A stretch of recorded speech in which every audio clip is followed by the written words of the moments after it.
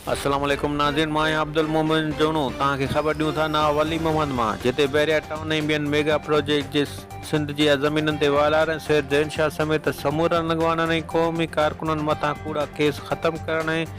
सिंध में दायरनि खे आबाद करण ख़िलाफ़ SUP तलका काज़ी अहमद पारां ना वली मोहम्मद प्रेस क्लब आॾो मरकज़ी अॻवान ज़ैन भुट्टो, ग़ुलाम हुसैन जोनू, ज़िलई सदर दरी बख्श कलोई, तालका सदर रियाज़ काके पोटो, शाहनवाज़ ख़ासकेली, अली दोस्त मलोखाणी, इमरान कीरियो, MB डेरी, अब्दुल हमीद कलोड़ो, सैयद धुबदार शाह, साहिल लाखो, सागर ज़ाहिद लाशारी जी अॻवानीअ में अलामती बुख हड़ताल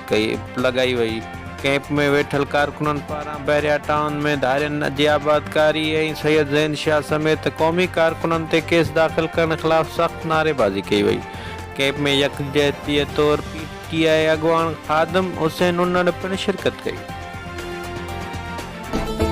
Sindh real estate agency sales and purchase ज़रई ज़मीन घर प्लाट दुकान की ख़रीदारी खपाइण या किराए ते ॾियण लाइ राब्तो कयो प्रोपराइटर हमीद रज़ा अंसारी ऐं शाहिद ख़ान जोनू।